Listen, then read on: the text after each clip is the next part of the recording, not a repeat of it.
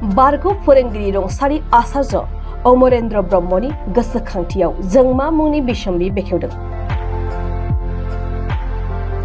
क'क्राझार जिल्ला बालाजान तिनिआलिनि सानजा फारसे हालदैबारियाव थानाय ब्रह्मज्योति आश्रमाव दिनै मोनसे जर'खा हाबाफारिनि गेजेरजों ब्रह्म धोरोमगुरु रुंसारि आचार्य अमरेन्द्र ब्रह्मनि गोसोखांथियाव जोंमा मुंनि बिसम्बि बेखेवदों क'क्राझार जिल्ला ब्रह्म धोरोम आफाद आरो सा क'क्राझार दख'रा ब्रह्म धोरोम आफादा।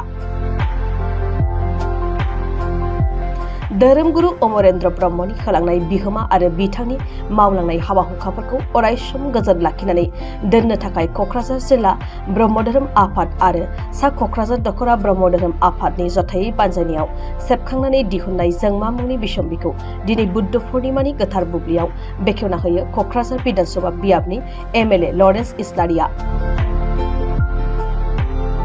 बे हाबाफारियावनो बाहागो लायो मिरु एबसुनि सुबुं फोनांजाब नेहाथारि सोमदोन ब्रह्म, लोगो हारिमु नेहाथारि बुद्धिराम बसुमतारी, क'क्राझार जिल्ला आरो सा क'क्राझार दख'रा ब्रह्म धोरोमारि आफादनि गुबुन गुबुन बिबाननि बिबानगिरिफोरजों लोगोसे ब्रह्म धोरोमनि भक्तफोरा। मख'नाय जायोदि अमरेन्द्र ब्रह्मआ केन्सार बेराम आरो गुबुन गुबुन बेरामजों भुगिनांनानै थांनाय 2 मे बृहस्पतिबारखालि 85 बोसोर बैसोआव बे बुहुमखौ नागारनानै अरायनि थाखाय आनज्रायलांदोंमोन।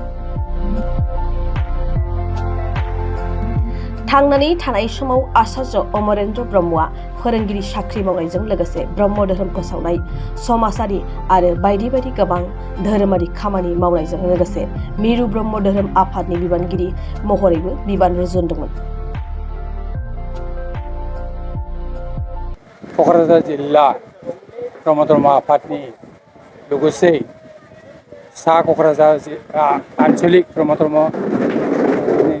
दावखा गाबनाय ब्रह्म मन्दिराव 23/5/2024 मायथाइयाव सानसेनि फालिथाय लानानै माबामोना जिहेतु रुंसारि जालांनाय मानगोनां अमरेन्द्र बाबा आचार्यनि दिनै लेखा बिखावनायनि फारिलाइमोन।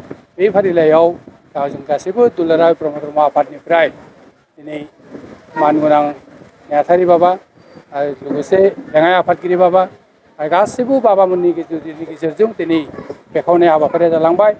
जोंनि क'क्राझार बिहारनिनो मानगोनां एमएलए लुइस इस्लारि बाबाया बे लेखाखौ लरेन्स इस्लारि बाबाया बेखावना होलांबाय जोंमा मुंनि लेखाखौ। बेखायनो बे जोंमा बाबायाथ' आचार्य अमरेन्द्र बाबानि जिथु जिउ खौरां लानानै बे रनसायफोरखौ लिरदोंमोन। जाय बाबामोना दिनै बे मा होनो रंगिना संगिना बे रनसाय बिसम्बि लिरनायाव बाहागो लानानै दिनै जोंखौ आबुं भाबैनो जाहोबाय। बेनि थाखाय आं बे बाबामोननिसिमबो आंनि गोसो गोरबोनिफ्राय साबायखर बावबाय। आरो जाय बाबामोना दिनै बे जि लेखा लिरनाय बे रनसाय बाबामोन दंमोन, बे बाबामोननिसिम आङो आफादगिरि नेहाथारि बाबामोननिसिम आं साबायखर बावनानै दिनै जिथु फारिलाइ बे फारिलाइया आबुं भाबैनो दिनै जौगाफोरनि गेजेरजों जालाङो।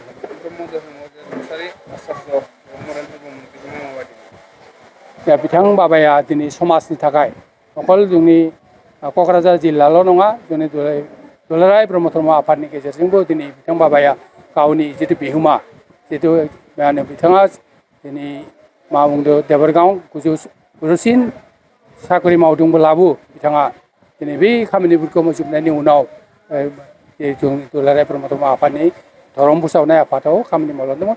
आरो बाबाया मेहेर गोनां गावनि मा होनो धर्म शास्त्रनि गेजेरजों बाबाया दिनै गुबुन गुबुन हारिनि फोसावनायनि गेजेरजों बाबामोनखौ सोलोंसा हिसाबै दिक्षा होनानै बे बाबानि धर्म फोसावनायाव बाबाया बिहोमा होलांदोंमोन।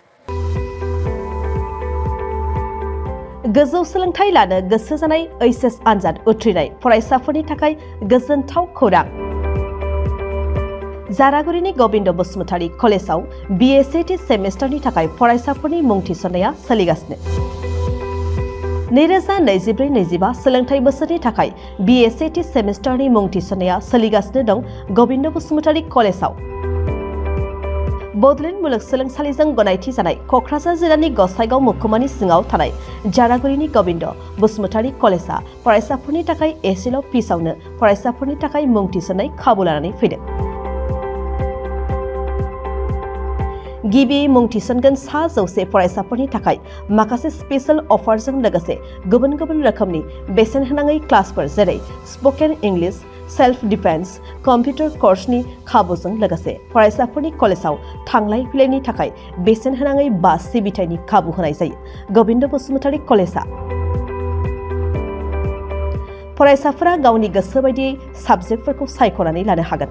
लोगोसे गोबां थाखोनि बिजाबजों बुंफबनाय बिजाब बाख्रिनि खाबुखौबो फरायसाफोरा मोननो हागोन आरो बे खेबनिफ्राय गसाइगाव फरायसालिमानि सिङाव फरायसाफोरा गावनिनो आंगो गोविन्द बसुमतारी फरायसालिमायावनो आनजाद मिरु एबा आनजाद होनो हागोन। बेनिखायनो गोदानै एचएस आनजाद उथ्रिनाय फरायसाफोरा गोविन्द बसुमतारी फरायसालिमायाव बाङाय बेसेनावनो एडमिसन लानानै गोबां खाबुफोरजों गोजौ आरो गोग्गो सोलोंथाइनि खाबुखौ लादो। बांसिन मिन्थिनो थाखाय 9101784754 7002271929 970668087 मबाइल नम्बराव फोनांजाब खालामदो।